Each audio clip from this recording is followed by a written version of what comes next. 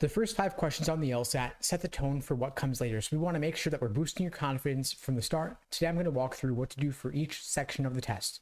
To begin with, of course, test day doesn't start with the test questions themselves. It starts with everything you do in the lead up to the test itself. So right before you walk into your test center, right before you log into Prometric, you want to do a warm-up before starting.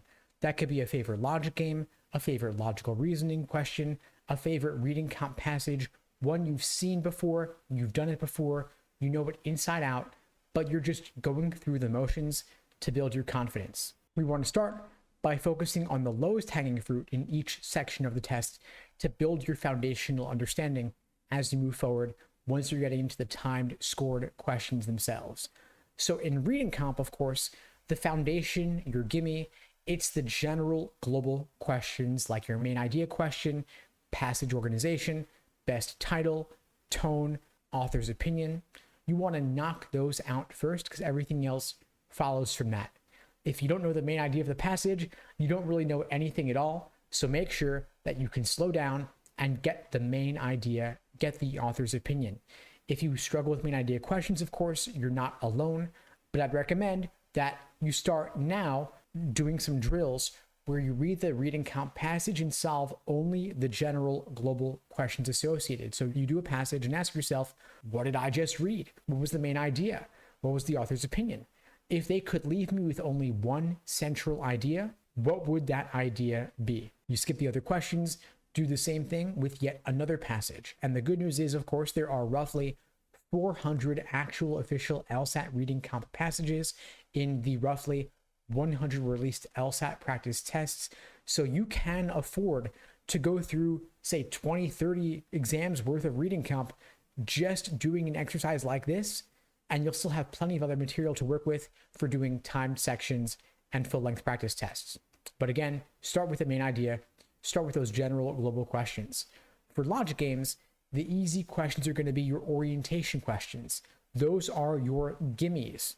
So you do the orientation question and you scan through each answer choice, applying one rule at a time to all 5 of those choices. So for example, if a rule says A cannot be on slot 1, you run through all 5 choices, asking yourself, is A on slot 1? If it is, you eliminate it. Then you go on to the next rule and scan with that rule through all 5 choices till you're left with only one choice remaining that didn't violate any of those rules. You're working by process of elimination. Then once you have that correct answer, that itself is an example of a valid scenario that could help you solve other questions associated in that game.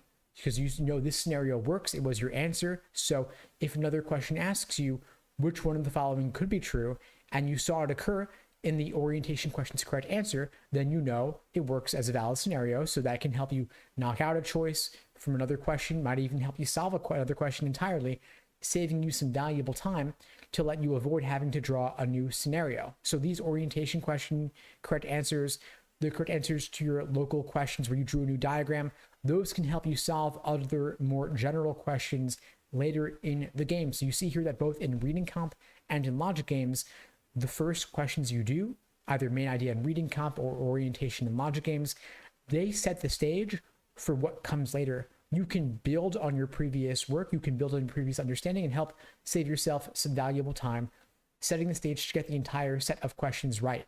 Of course, in logical reasoning, the questions are not grouped in quite the same way. However, of course, there are some relatively easier question types. For example, ID the conclusion. What is the main conclusion? Your first 10 questions in this section are typically going to be easier on average, so you want to go through those at a relatively faster pace, building up a time bank that you can then apply to the tougher questions later in the section. Of course, those first 10 questions could be a variety of question types. They're not all going to be main conclusion or ID the conclusion. They could be, for example, strengthen, weaken, necessary assumption, flaw. Regardless, though, they still are going to be a little bit easier than what comes later, so you're going to want to trust your gut on those first 10. If you're really struggling with logical reasoning, if you're not clear on the basics, focus on your conditional indicators for necessary and sufficient conditions. Focus on your evidence and conclusion indicators. These will carry you pretty far. If you don't know them, stop what you're doing right now and focus on learning them drilling them if necessary. Again, these set the stage for so much of what comes later in the logical reasoning section. Wherever you're at in your prep, whether you're just getting started and struggling with logical reasoning indicators, or you're pretty far along and looking to refine things and perfect them on the path to 170 plus, there are a variety of ways I could support you at LSAT Unplugged. We have live online classes via Zoom, on-demand video courses, small group coaching, and one-on-one coaching. You can check out the links below this video to find out more and to book a call with me and my team.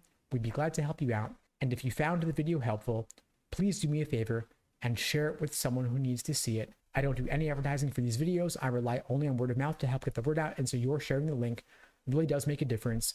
And in the meantime, I wish you all the best and take care.